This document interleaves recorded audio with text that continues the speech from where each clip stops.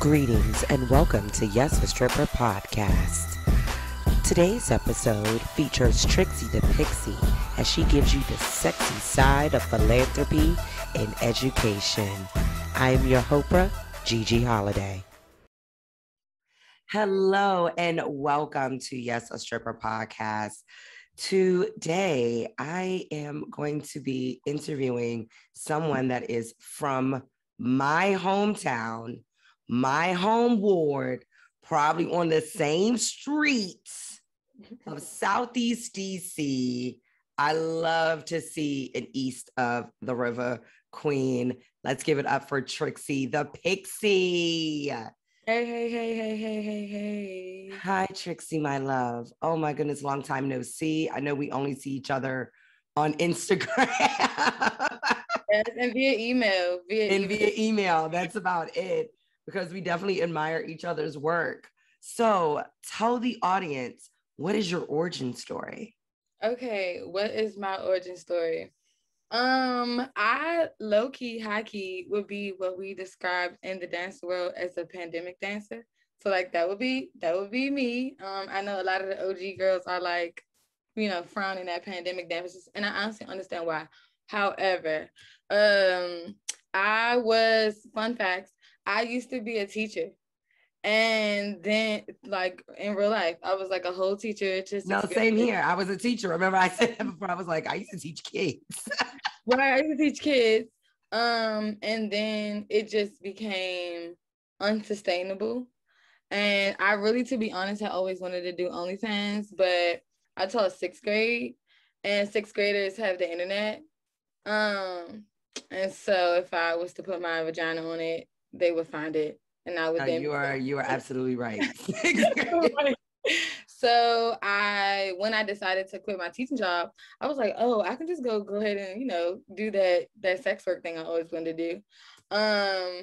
Then I had like some organizing going on, and one of my homegirls was a dancer, and I was nervous to do OnlyFans, but I originally started doing stripping because I was like, I wanted to get an introduction. Like, I wanted stripping to be like my, like, throw her in the water, like, and then my plan was to like go, then to go full blown OnlyFans. But I got so used to people throwing ones at me that like OnlyFans is now like a hobby and stripping is not.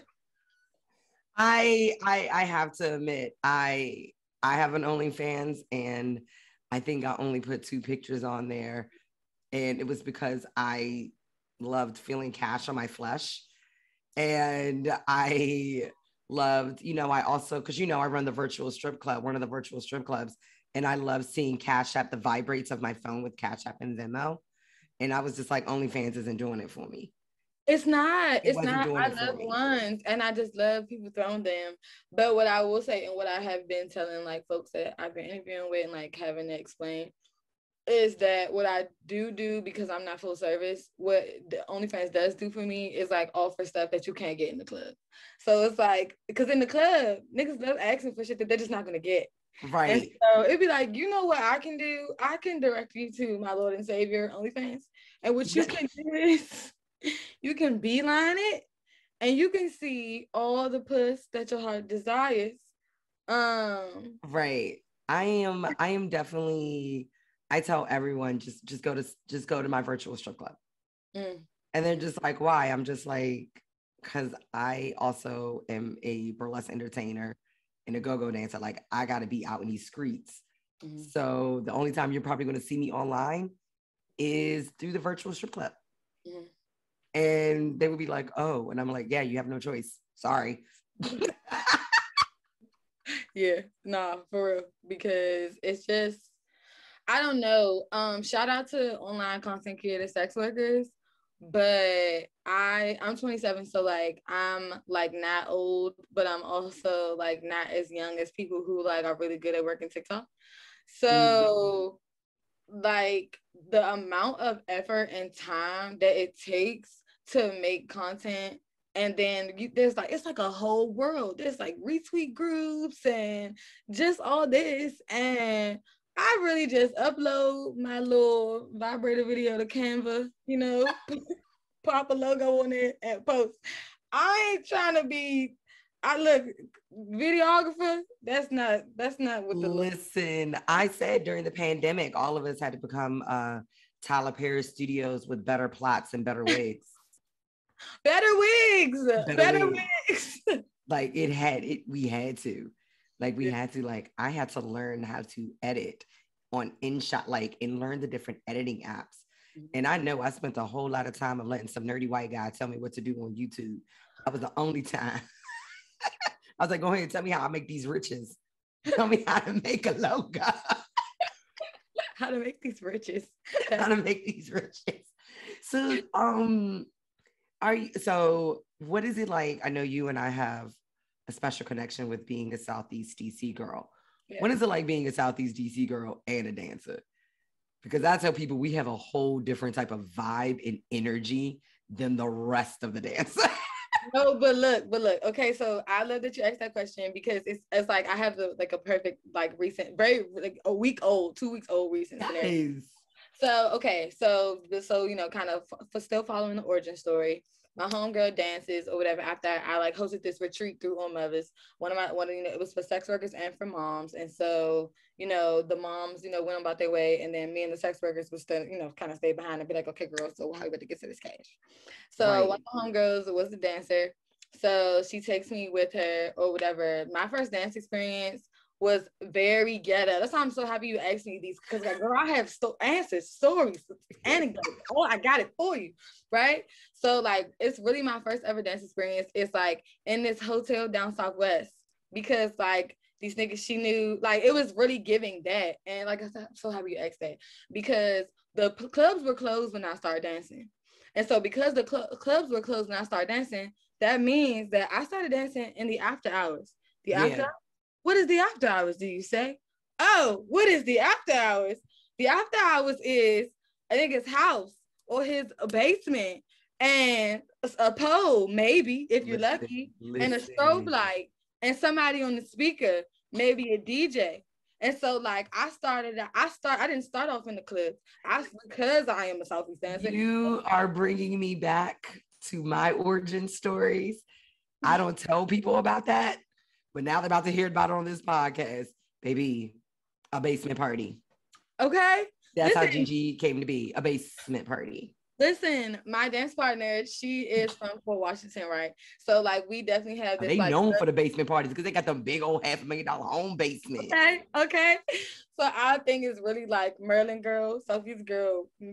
That's our group thing, right? Right. And so a couple weeks ago, I had a pay spot. Somebody hit me up in my DM, hey, I needed an X amount of dancers, whatever the case may be. This is how much I got for y'all. I'm like, okay, cool. I asked them for an address. It's on Buena Vista, right? Because it's giving get for the sets. What it's like to be a Southeast dancer. It's like that. Or my favorite. So my godmother lives around Connoisseurs, super Southeast. You hear it? Yes. Oh yeah. Once you say right? Connoisseurs, yes. Also all the guys from around Connoisseurs, Wallow, whatever, they come into the clubs that are closer to the PG side where I dance at now, and they recognize me because I dropped my daughter off for her to get watched. How many times I've been tipped based on oh, you X, Y, and Z mother. I be seeing you pull up. Oh, I'm glad you do. Now listen, I still laugh at the time that I went to Stadium Strip Club for my birthday and one of the girls was twerking and I just went, hey, you try to give her some money. And she went, hey, yo, you GiGi Holliday. And I was like, Who that? And she was just like, yeah, I seen you before. And then telling the other girls, hey, y'all remember? And I was like, bro, please don't tell nobody. I'm here celebrating my birthday. My name is my legal name tonight. Okay. My friends don't know this life. I turned in my ID. I showed my ID to get in here. Right. But no, you're right. I know that is how a good chunk of us Southeast DC girls really got our start. It was a basement party where it's someone's birthday party and they need some dancers, but they saw you dance at some party the other time and shorty, I want you, I'll give you 500, I'll give you this. Okay. Yeah. Okay. And it better be more tips. And the chicken wings better be delicious. Okay. I think I definitely was just like, this party is great. I'm so glad that you paid me enough to dance. Can I get some of them baby shower meatballs, please? Please. I know somebody auntie made them. I know somebody. Yes. Yes. Yes. I know somebody auntie, and I probably know whose auntie it was. No, really. Because then they get back around the way and like tell my godmother that they sold me. And it's like, thank God that she like knows I dance, you know what I'm saying? Right. It's cool. Right. Because I was like, so yeah, I seen such and such, like, oh, for real? It was very, I love that. I love that me and you both have that same thing, like a party.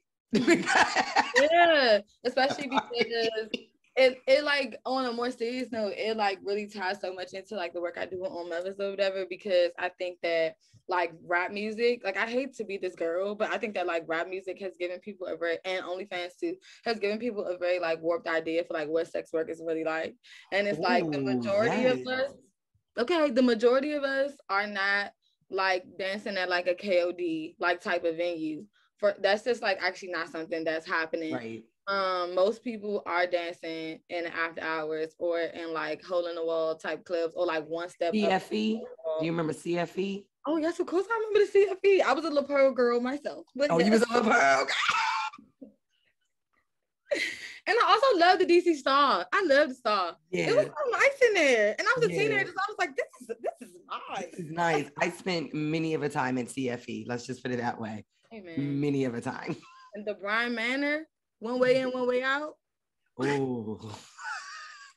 You were bringing, oh my gosh, I'm gonna have to write this down in my journal. I have to talk to my therapist. But I love it in the sense of like, man, I never realized how much of like all of my stripping and burlesque was just like, and how much my home really is it. Like, even the way I look right now, I'm definitely look like a Southeast DC. To where someone told me one time I sound like Taraji P. Henson. And I was like, well, she's from Southeast. And everybody was like, what? I was like, she's from Southeast DC, like Barry Farm, stand up. And everybody was like, what do you mean? I was like, oh, y'all just thought that she was from Cali. No, she was a single mom who packed up everything and had $200 and drove clear across country. Southeast DC, baby. And we also, I mean, sometimes I claim Black China. Sometimes I don't. I don't mind claiming Black China because she is just like everybody that we already know. So it's just kind of like, yeah, that makes sense. Like, I don't know. I see, it was a video of her recently, like going off in the airport, just like yelling. And it's like, that just happened to me at the Giant. You like down the street, like not too long ago. Like the whole store was quiet. It was one girl that came in there. She was mad as shit about some steaks or something. She was going off. She was just yelling, and we was all just shopping. Like, damn, that's wild. And it's because we all right, and it's because we all know that same pain. We know it. We know it. Like, yeah, like some I days even popped off.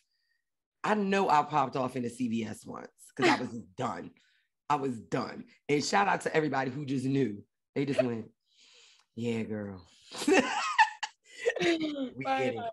So can you tell us about On Muvas? I really want people to know what On Muvas is, because this is something that is near and dear to my heart. And yeah, I know it's near and dear to yours, but I literally tell people about On Muvas. So tell the audience about On Muvas. Okay, so yes, elevator speech. I have one. No, so On Muvas, it's growing, right? And so I think the last time we really got the interface about it was like a break ago, because it was like before my birthday. So this is like what, like April, I guess. So like it was like a break ago, and we were talking about kind of the direct and mutual aid that I was doing and that kind of thing. So it has grown from a direct and mutual aid grassroots organization and like a grassroots like real effort or whatever. We're still grassroots, but like we're definitely walking into a space right now that's like more programming like based, which I'm like really, really excited about. And also we recently got a fiscal sponsor, so now we can apply for real shamani. Yes. That's growing into some growth is happening, right? So what we are for sure, like we're still a grassroots directed and mutual aid organization that's going to stay at the top of our priority list. It's just going to look a little bit different, but we do radical self-care, poly-ed, and programming for moms and for sex workers, but specifically for sex workers like who are moms and for moms who are sex workers.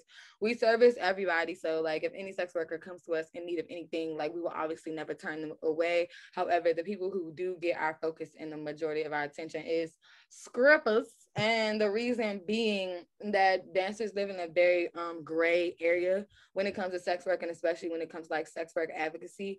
A lot of the efforts and support that's going on right now is happening for folks whose work is criminalized. And like that makes so much sense because they are in the most need at the same time though. So these two things are happening in tandem. It's not one over the other. It's just I'm seeing, multiple things happen at once. Right.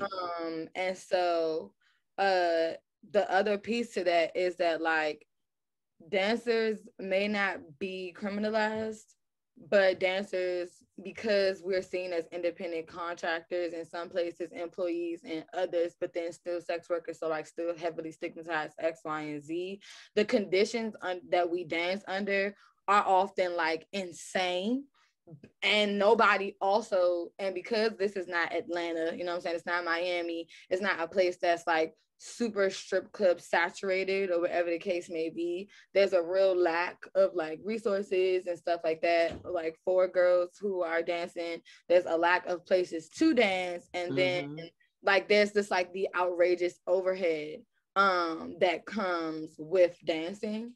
And so what On Muvas like aims to do is help dancers like really. So the dream, right, for me for On Muvas is that it is like we are able to like provide wraparound services, right, for dancers and for sex workers. So what that would look like is, if you want to come into sex work, here are all of the resources that you need to do so, especially because so many of us do get started in like really dangerous situations, situations where you don't really understand like what you should be doing, what you shouldn't be doing, what's a red flag, what's not a red flag. Because honestly, honey, when it comes to dancing, you look up and your ass has a pimp in real life. If you're not thinking about it, if you're not focused, you know what I'm saying, and like really able to discern between like a client and somebody that's really, really interested in you, like those, you got to really focus, right? So people who want to come into sex work, trying to get them resources, people who want to exit sex work, trying to get them resources too for their own career and self-development. Something that I've been telling people in interviews that I've been really, really excited about talking about has been the fact that you don't know the names of like any famous white strippers. None. You don't know. You can't name them. Why? I don't know why. It's not my business. However, you do know the names of famous Black strippers. The reason being is that those girls went off and became something else. Eve, Trina, Cardi. There's this girl named Shelly who runs Fit to Flaunt, and she make pose clothes, make them pose this, make them pose that. Hell, Trixie running On Muvas. Like in real life, dancers and strippers, Black strippers, end up turning their stripping career, their sex work, they always use it as a stepping stone. And so it's like for girls who, I really want On Muvas to be a place for girls who like really need help, like creating those stepping stones for themselves. Because like I said, you can't think of the name of a famous white stripper. Why? Because that's not one, because there's a whiteness allows for once you get to a certain place, right, everybody wants somebody that's going to take them out the club. Right. And so whiteness and being a white sex worker allows for more of a likelihood and more of a possibility that you will run into somebody who can take you out of the club. You can go Anna Nicole Smith it, you're good. Black men don't got that type of money. And so Black women tend to just say, fuck it, I'll do it. And stripping is that. And I want On Muvas to like be that place where it's like, you know what? Fuck it, I'll do it. Let me open the cupboard and see what's in it. You literally just solidified something in my own head and in my own life. I really do much have a fuck it, I'll do it. I don't need someone else. Like, I'll figure it out. I'll do it. And it's literally how I made my career. It's a fuck it, I'll do it. Yeah. And you're right. I don't know any famous white strippers other than the ones that are burlesque entertainers, like legends. Other than the ones you know. Other than the ones I know. Right. And then like when I think about like even famous Black strippers, Uzi. I could say Uzi's name on the West Coast and everyone knows who I'm talking about. Yeah. Everyone knows. Yeah. And so, yeah. Oh, I love what All Muvas is doing. I also love the name. For people who don't know, that is a DC slang. When we mean business. It's All Muvas. Right. And for me, when it comes to like me being a mom, it was like, on who? Like, okay, I know you're gonna get this, right? It's like, on who you about to do X, Y, and Z? On who you about to strip? Nigga, on me. That's on who. Me. On me. On Mavs, on me. That's really how I see it. On me. I'm about to do this. On me. Yeah, I'm about to bet on me. Yeah. Like, literally, I always say vote for yourself. Mm-hmm. And I tell people all the time, I was like, why don't you vote for yourself? And I mean, we know to do that because we grew up in a political city. Mm-hmm. And wasn't that one of the things that we learned when we learned about voting in school? But they were just like, did you vote for yourself? Mm-hmm. That's something that always sticks with me. And I feel like Black women, especially Black strippers and Black sex workers in particular, we always vote on ourselves. Mm-hmm. Like, it's us. It's now or nothing. Even when, I was a sugar baby, you ain't gonna run me. That's what you're not gonna do. He understood the assignment. Okay, please send that sugar daddy energy my way. Yes. I love it. Oh no, I love it. I was considered a party girl, which meant that I was just go out to dinner with you. It's kind of like the girlfriend experience. Yes. And I would just sit there and have conversations. Mm-hmm. and look cute in a dress. Mm-hmm. That's it. I've been told by guys that I've let take me out because everybody asks, but I don't let everybody. Right. But like they were more intrigued when they was like, oh, you make great conversation, like thinking that you complimented me. And that's time I said, baby, I get paid to make conversation. Like I was going to make the conversation regardless is what I did. I will never forget, one young lady asked me, how do you get older men to talk to you? And I said, you need to watch the news. Huh. Okay, why? And I was just like, I said, you just need to be abreast of issues. You just need to watch the news, watch television shows, like watch things that old men would like. My daddy loves a Western. I literally picked up an old man because I was talking about Westerns. Yeah, it's one of those things like, watch what they watch. I know what they like. They like their Westerns. They like their Gunsmoke and their Scotch. Yes, Gunsmoke. Gunsmoke and their Scotch. So one of the things that you did for All Muvas, and I don't remember if you did it during the pandemic, but this is one of the things that I literally tell people about. And I was just like, if Trixie does it again, I need to know and send all my friends your way. It was when you would go get Popeye's chicken dinners. I knew you was about to say that. I don't know why I just did. I love the fact that, and let me tell the audience what you did. And correct me if I'm wrong. You got a bunch of Popeye's chicken dinners. You went to a parking lot where you knew there was a lot of foot traffic and a lot of busy, inner city working people. And you were just like popped open your trunk and was just like, free 2-piece. Yes. So yes, you are correct. I went to make it even more, tactile for you. I went to the Popeyes on MLK and I bought $300 worth of 2-piece dinners. I also cashed out the 2 girls a tip, you know what I'm saying? I mean, Popeyes don't go, but I tipped them. Because I believe in tipping everywhere I go. But I'm a stripper, I know better. I bought up $300 worth of dinners, the Popeyes on MLK, and then I drove to the Giant on Alabama Avenue. And I opened my trunk and I was just giving out dinners. And it was just like, for me, it's like my hood dream. It's like, what I would, because I think also in the organizing space, there is so much pretentiousness about like kind of the way that those with privilege like service those without. And so like I just never wanted to be that organizer that was just like, yeah, I have fresh fruits and veggies. There's no shade to fresh fruits or veggies. You know what I'm saying? I'm with all that. At the same time though, I'm a big proponent of relationship building in the space that you organize in. And what that starts with is giving people what they need and like giving people what they want.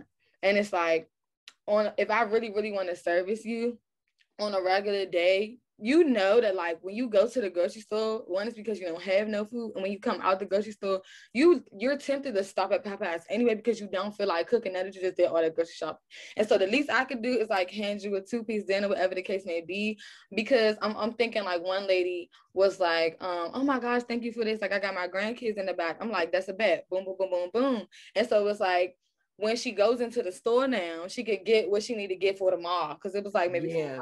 she can get what she need for tomorrow. Like I just only gave her a couple 2-piece dinners, but I stretched something for a day. So it's like I might not be able to do something on a large scale, not at least right now. You know what I'm saying? So I get my bread up to where I want it to be. Then I we'll own Well, hopefully with this, I'm gonna have to get your arm movers. I know I have it, the Cash App or the Venmo or whatever.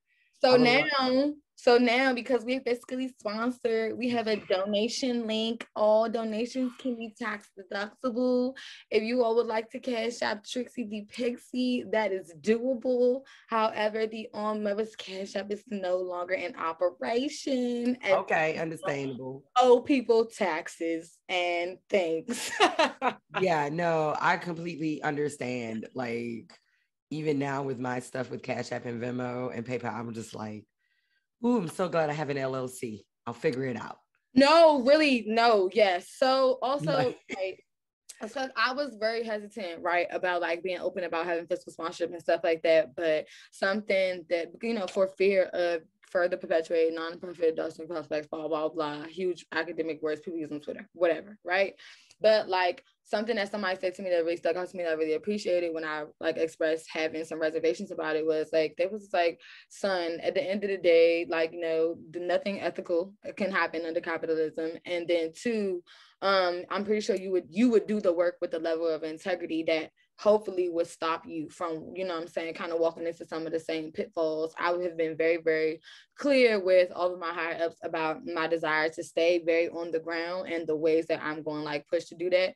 But also on another tip, like it's an investment in self. And like I just want to stay honest about that. It's an investment in self. So many Black women are burnt out right now because we have been organizing on everybody's behalf forever. And how I honestly and truly feel about it, me and other sex workers who are organizing on behalf of ourselves and other sex workers deserve to be paid. I just told somebody from one of my favorite nonprofits around the other day, I'm very tired of sitting in meetings with people who are being paid to be in these meetings, but they're being paid to talk to me, but I'm sitting in this motherfucker for free. It don't make no sense. And so if I have to write myself into grants, if I have to write my homegirls and my dance partner and whoever into grants so that I can make sure that we're being paid, because y'all are not about to continue to eat. Everybody eat off us. We have to tip in and out. I got to tip in and out and sit in a nonprofit meeting with people who got a salary and I don't. It's not making sense. It's not adding up. First of all, you just hit the point that everybody eating off of us. Everybody. From the moves to the looks, to the hairstyles, to the attitudes, to the tricks, to the tips. You're right. There have been plenty of moments. I'm just like, this meeting could have been an email. You have not paid me to be in this meeting. I have other things to do. And, there are some meetings where I just be like, no, I want to be there because I want to have, because, me even being a board of director and it's a bunch of other strippers and like old school strippers that are board of directors. I'm like, I'll sit in this meeting with y'all. Like, even for this production of this show, I'll sit in the meeting with y'all when I don't have a gig. Trust, and they understand because I hit the ground running. But yeah, there are a lot of people that eat off of us. And you're right, you have to write yourself into those grants. I have to have my own savings thing. One of the things that, and I don't remember if we discussed this or not, but when it comes to sex workers and strippers, I always want us to have a savings plan. We should have our own retirement fund. And I teach a class on putting the 401k in your TNA, like putting the TNA in your 401k. Yes. Like how to get an IRA. Like I have like things hidden with money. I have an IRA. Yes. Because no one taught me that. But I realized I was like, yo, I want to keep going, but I also want to grow. And I want people to grow with me. So if there is a sex worker who, is a mom and just like, I just need some Pampers, baby, I got you. I Right. have babysat so many sex worker kids. Just go ahead and bring that baby up here. I ain't doing nothing but watching television, eating Cheetos. They're gonna be eating Cheetos, but they could definitely be over. Yes. And guess what? I got some books over here. I got some arts and crafts. I got things. So yeah, we make it good. We people, everybody's eating off of us, and we the ones starving, and that don't make no sense. Like one of the other things that I wanted to mention, and I saw you do this over the pandemic, and you were doing it on Instagram, the books.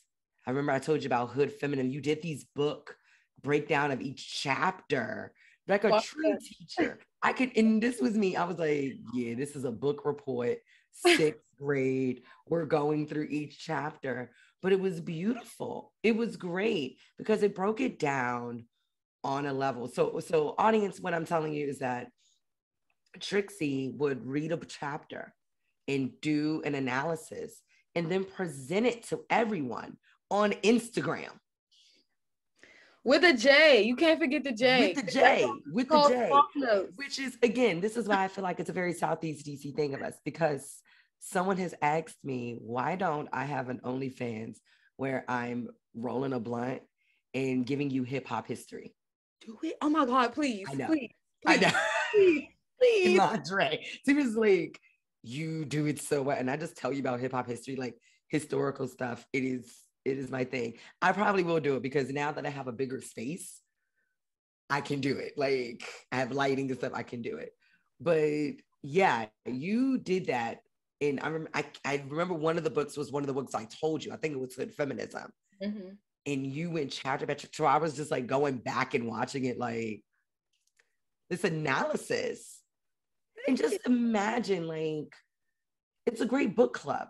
And I hope you continue it. And I don't know if you still do it because Instagram algorithms be fucked up. But like, I love that. And I'm so glad that you do it. And is it on your Instagram like post later on? Yeah, so it's up there. Yes. So what you're describing, come help the audience get like a Yes, have the audience get, because yes. This is sorry, Southeast DC girls, we see each other. We already know each other like through and through. So I we know can what you take mean. each other's Cool. sentences. Like, Yes. So what I was doing, it was called Spark Notes. So basically the idea was that like I roll the J and then hit the J. And like while I'm hitting the J, I will like teach about like a chapter or a theory, right? Because I did get to a place where I like wasn't doing whole books. I did like Audre Lorde's uses of the erotic. My favorite thing about that, just to bring it up, my favorite thing about that was like it was like so full circle. I was dancing in this club in Baltimore or whatever, and I had paid with On Mother's like direct aid. I had like paid for one of the dancers to get something, shoes, something, some dancer supply or whatever. And so as I paid for the supply, I was like, you know, I'm able to do this like through like, you know, my grassroots org On Mother's, you know, follow us on socials, whatever the case may be. And then like 2 days later, we're like going through the lockers, you know, getting dressed, whatever the case may be. And she was like, oh yeah, I was watching your erotic video. And I was like, yes, that's why I'm here. That's it right there. ooh, That's what I yes. wanted to happen. That is it right there. That's what I wanted to happen. I wanted you to be interested because I was able to provide and support you. And then I wanted you to look for more. And when you look for more, I wanted you to find something that you can learn from. So like Spark Notes is like super excited. And then also, you know, teachers, people who have been teachers before, like we never really stop, right? And so like me and everybody I know like quit after the pandemic. Right. So I quit to strip. One of my homegirls quit to open a dispensary or whatever. And so right. It's amazing. And so I was like, I literally got furloughed and decided I'm going to become an influencer and like, like more into my craft. right, like that's what we on. And so it was just like, also, I think that right now the organizing climate is in a very precarious space because we have so many of us who do have academic backgrounds have a desire for everybody else in the community who just been simply trying to survive or whatever to like really be able to meet us at a certain place intellectually. And so it's like, but the reality of the situation is that some of the things and books and theories that we have access to, we only have access to because I have a master's, because we've been to school school because we've been steeped in, you know, this like Black liberatory theoretical practice for such a long time. And so like what I really want on Muvas to continue to do is to make it plain, you know what I'm saying? And like make the information just simply available. And sometimes you just have to teach it to people and you can't make it like about you. So like me having it on IG Live, me having like the videos, the reels, whatever the case may be, and just having it available. We have a Google Classroom that people can have access to, go on there, worksheets. Girl, I work a lot and hard. And so with that being said, it's like, if you want it, it's there. But I'm a sex worker, so I already know how to, you know what I'm saying, go ahead and put it out there just like that. When you want it, I got it for you. Like, I love that. Please give me the information for that Google Classroom. Because listen, when I told you I was just like, Hood Feminism is my book right now. There's also a couple of other books, a new one that I have been reading off and on, which is Conflict is Not Abuse. Can I get it? Yes, I was gonna say that if you want to, for everybody and you, especially GiGi, like if you want to request like teachings or whatever, just shoot them to me and give me a week or two, and then they'll go up. I'm so down. I would also love to share with you my Black burlesque history, which really does tie into Black stripper history. Toni Elling is a burlesque legend. I always talk about her on this podcast because please understand, like she is my grandmother. I asked her, why did she stop doing burlesque? And she said, they wanted me to take off all my clothes in 2 minutes. And I went, wait a minute. That's the birth of stripping. And I was like, what? She was like, yeah, they wanted it off like that. I couldn't do that. I'm the tease. And I've heard like, and I keep asking people like, what made you stop doing burlesque? And that was one where she was just like, yeah, they wanted me to take off all my clothes in 2 minutes. That's kind of crazy too, because the last club I auditioned at, that was the audition. You get 3 songs. By the second song, you need to be naked. Yeah, that's. I was like, all right, then. Cool. But I like getting naked though. That's how I do. Yeah, I love getting naked. I am a slow burner though, and I, at first I would be like, toot that thing up, shaking it all the time. I still like that, but within reason, because I got knees, the knees, baby. But within reason, I still got to take a BC powder and put some Tiger Balm at the end of the night. Ooh. Even last night, I had to go work last night, and I had to grab my stripper shoes, and at the end of the night, and I was like, where are my sneakers? Where are my sneakers? I have not worn anything but Ugg slippers for months. Yeah. Okay. But like the moment I learned that like the slow burn was like best for me, it ended up working out, like taking my time. But I won't be at a commercial strip club no time soon. Because my knees, baby, I can't trick. I can't do the pole stuff. I got vertigo. I love pole. I love talking to other people about the things that they don't like to do, because my reaction tells me what I'm really, really into. So I'm hearing you, and no, I can tell you're into the fast movement, blah blah blah. I'm with all that. I'm trying to take my clothes off right now. Like I just really, really, really, really like it. In Poland.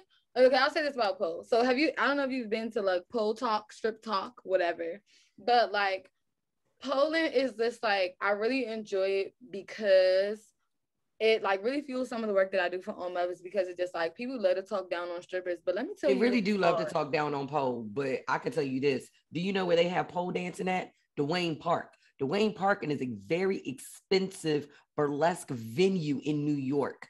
They have pole. Yes, pole is real exercise, and on one of those, like, you know how people be like, yoga changed my life, Pilates changed my life, pole changed my life, stripping.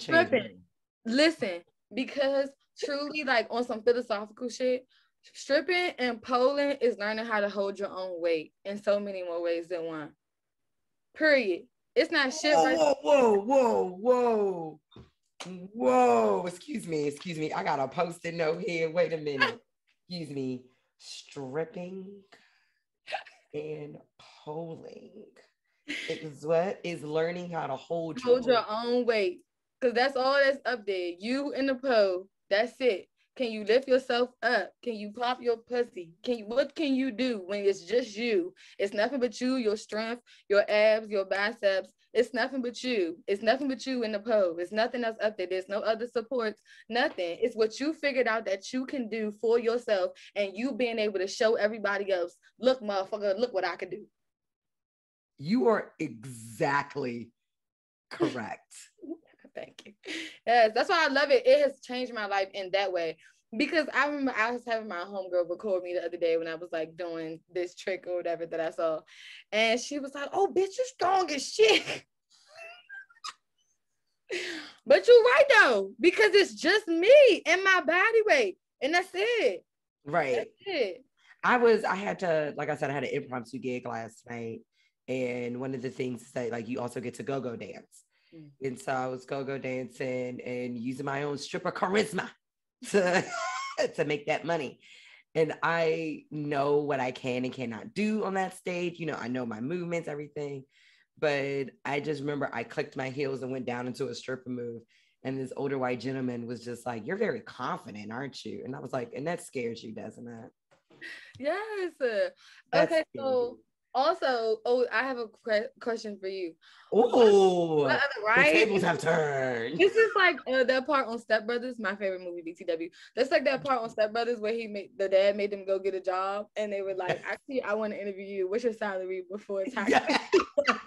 I'm not telling you that, but I am curious. What other kinds of sex work have you tried that you figured out that you didn't like? So for me, it was Findom. Like I wanted to do Findom so bad. I like Findom. I like it. I don't think I'm good at it. For some reason, I want to be nice to niggas, which is a whole problem. I don't want to be nice to them. I don't want to be nice to them hoes. No. I want to be nice. Men are stupid and I don't respect them. Something is broken inside of me. I have desire to be kind. The one that I don't like anything that deals with liquids. I'm not a fan of bodily functions. That's a no. I also do not like mommy play. I get it. I have big boobs. I'm not a fan of that because one of my dreams is to be a mom, and I don't want you to ruin that dream. I do. I want to be an adoptive mom. Like I literally, but I have a feeling that I may just end up being that old lady with a big ass house with a bunch of queers living in there, and I'm okay with that. Okay, I'm with you. Okay, well, so when you said that, I thought about like one time I was fucking this nigga and he was sucking my titties really hard. I had just had my baby like not too long ago. Mommy play. I'm not into that. And I was like, yo, what are you doing? Because this has gone to another place for you. And yes. And I will have to say that that's one thing with, how should I put this? And that's one thing with dating Black guys. For me, baby, you have a kink, you have a fetish. Say it. Tell me what you like. You don't know, but they want. And then I love how they put it on the woman. I did have one dude roll up to me, you know, working a client or whatever at the strip club, and he was like, "Well, how do I get my girl to do the things that I want her to do?" And I say, "Have you even asked? Have you even told her?" And he was just like, "What?" And I was like, "Baby, this is communication. I can't tell her to like it. You have to tell her what you like and what you would like, and see if maybe she never tried it. Maybe she's a pro. Maybe she's a pro and you just ain't know." Right. Yeah. I remember being like, "What are you doing?" He was like, "I'm trying to get milk out." I was like, "You are not my baby. What is wrong with you?" And that's a consent thing. Like, now you're crossing the lines, buddy. What's that TikTok sound? You're done. You're done. So people don't understand about breastfeeding. Let me explain something to the audience really quickly. First of all, my glands in my breasts communicate with that of my child about the chemicals that would best give her nutrients and service her immune system. Her mouth was also at the time designed by God to grip my breast appropriately. The milk is not just going to come out for you, nigga. What's wrong with you? You are not my baby. My body knows my baby. It ain't you. My baby. What are you doing? You are just a grown man who's biting me. Stop it. And that's mind-boggling to me, because it's just like, bruh, no, have some decency. If that's your thing, that's your thing. But that is a conversation that needs to happen. And that's what I don't understand about some people. Baby, there's a conversation. Words mean things. Questions need to be asked. Same idea, different place. I was just reading something the other day that was saying how sex workers are sex educators for men. And yes, that is also something that I think that I'm gonna end up writing about, especially because one of my Johns, he is into BDSM. I'm trying to tell you, because the way that he gets down, he is into it. But I can also tell, but by his use of how I'm supposed to use the safe word, that we need to actually sit down and discuss what BDSM is, because you just want they come to you being like, yeah, I'm into you because you into some wild shit. You right, baby. I am into some wild shit, but it's Wednesday night and I may just be into missionary. And so I need to get you some kink vocabulary. Yes. Because if you continue to grab my vibrator without my permission, we are going to fight. And that's I will say BDSM is not for me. I'll have dommed, but I'm not to the point of like, I don't know if I could murder you. You know what I mean? Like but that's just me. And how should I put it? Correction. I don't like it to be done to me. You like the dom? I like to dom. But even with my dom, there are limits. Like if you tell me to step on your balls, I'm gonna be like, absolutely not. I can't. I'm so sorry. I want to. The triple Aries in me appreciates this violence, but the Libra in me is like, no. I see. I like. It'll mess up my shoes. A good choke and smack, man. Listen, like I said, I had my things, but my ones that I love is I will never leave stripping. I will never leave being a femdom. I will never leave being a dom, or a party girl. Just, the girlfriend experience of just having dinner. I love that conversation, that aspect of it. I also love knowing that there is $1,000 in this envelope. Right. And like, that's so exciting. I love, and even now with everything virtual, I love waking up sometimes and going, oh, someone just gave me like $100 just because. Because I'm bad as fuck. Yeah, because they saw my Instagram story. Oh, that's and they were just like, oh, that's bad. Like, oh, I want to tell you, I love your Instagram story because you are such a benevolent queen, and that you always have the captions up. And I was just like, you know what she cares about? Accessibility. I really, really do care about accessibility, and accessibility also in sex work as well. Mm-hmm. People act like there aren't deaf sex workers out there. Mm-hmm. People act like that doesn't exist, and it does. Yeah. And that there aren't deaf clients out there. Let me tell you something. There is a dancer here in DC, if I'm not mistaken, somebody will correct me, but I believe her name is Magic. She don't have no legs like her. She just has up to thighs or whatever, and then no knees and no feet. Pole work is insane. I love that. And she gets tipped like nobody's business, and she deserves, because she is so strong and she is so good. When we see that wheelchair come into the after hours, child, we are excited because we know we are in for a show. How it feels so good. We have a burlesque performer named Jacqueline Box. Wheelchair, baby girl turns out the show each time. Every time. Yes, every time. And it's because, and again, accessibility. Like, also, I believe in changing what the general public's mindset is on things. Because, again, I said this on a podcast before, on this one, actually, when I was a guest, that people think that the stereotypical stripper is dumb. There is no stereotypical dumb stripper. A lot of us have bachelor's, master's, trade school. A lot of us, even if you watch some of the pole reality television shows, some of these girls are CEOs. Yeah. And they're just like, I still love stripping. No, I love it. Let me tell you something. The one time, one of the most shocking times of my career so far was the time that like I walked up to a client and he was like, "Hey, Miss Masters," and I was like, "Who sent you?" And he was like, "I know you are the most overeducated person in here, and you only in here because it's fun and because it's a social experiment." And I was like, "Show me your badge now, because you are an op." I'm about to say you are up. I love, okay, first of all, social experiment. I actually do those when I go dance. Do you know my social experiment is? Are you ready for this? Yes. I see what body part people like depending on where they tip. And that's how I found out who the people who are regulars there that like feet and who likes ass. Your brain. And who likes tits and who just wants to see me smile. It's a social experiment. I love it. This is so... I love it. Oh, okay. I also love seeing who's going to buy me a drink at places.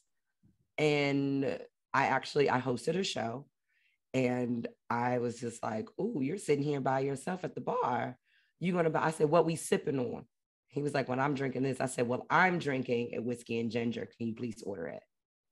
And he ordered it and he gave it to me. And I was like, "Thank you so much, Zaddy," like messing with him. He goes, "You're welcome, baby." And I went, "Okay, so give me your number so that I..." We responded. It's like I want to go to work right now. It's just daytime, so I have to wait. But like, don't worry, I'm going to a concert tonight, but I have to work tomorrow and Sunday. I have to work Saturday and Sunday and then Tuesday. Yeah, your girl's booked and busy. But yeah, I would love to share more knowledge of the mind of just like, I love those things where the artist studio, I guess you can say, the intellectual side, and really talk about this stuff. Because the books on striptease, also, I don't know if you ever seen the documentary Shakedown. Mm-mm. It's about Black queer strippers. Egypt Black Nile is in it. Okay. I'll send you the link. But it is like Egypt has spent a lot of time in DC, in Cali, like all these other places, to where when she came to perform one time, Uzi and her worked together. And she came to my show and even Uzi was like, "Hi, GiGi." And I was like, "You know who I am. You are famous. What are you talking about?" I'm not famous. Okay, let me not say that too loud. My girlfriend, she can hardly hear me and be like, "You're a celebrity." Honestly, no, I want On Muvas to grow and I want you to grow, Trixie.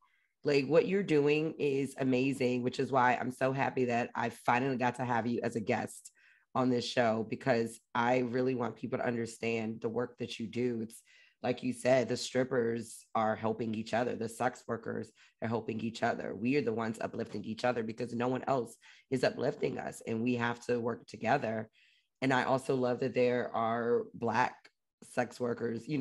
People always think about like Black strippers and Black sex workers always fighting in the damn locker room. You know what I mean? And we're not like that. We're literally uplifting each other and helping each other.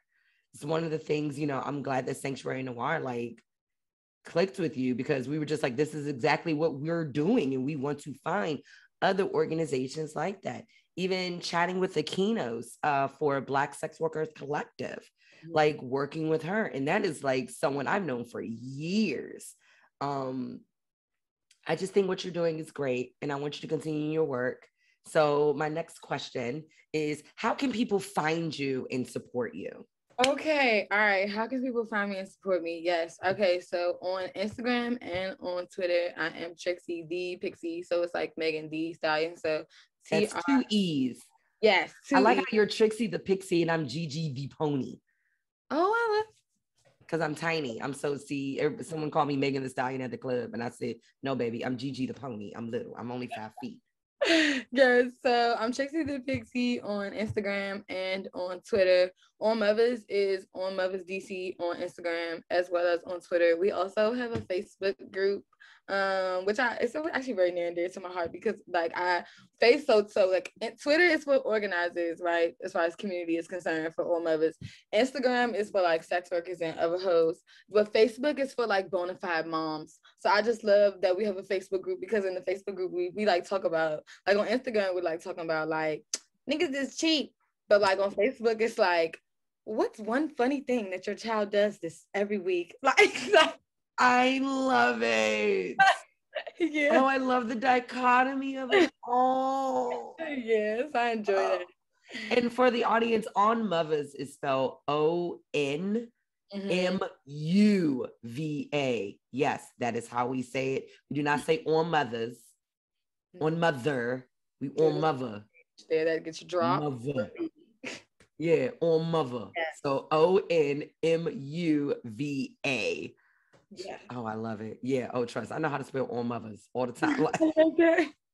Yeah, so that, and then I'll leave you my hashtag, but it's just Trixie Dust with 2 T's at the end. Trixie Dust. Thank you so much, Trixie the Pixie. I'm so thankful that you were here, and I cannot wait to, donate some money and donate my time and energy in a class or two. Because you don't know it yet, it's okay, but like you are like my sex worker, like you say, like the other lady's like your grandmother. You are like not good because I wouldn't play you like that. Don't make that face. I know. You're totally like my big sister sex worker lady in my head. And so like when my knees are too tired, I'm known as the slow song girl in the club. Like in my home club in Baltimore, I was the slow song girl. Yes. So like I'm known as like the sultry, like whatever, right? So when I get started on burlesque, when I'm ready for burlesque, I'm literally, you're gonna like be like, is that Trixie under my bed? Yes, it is.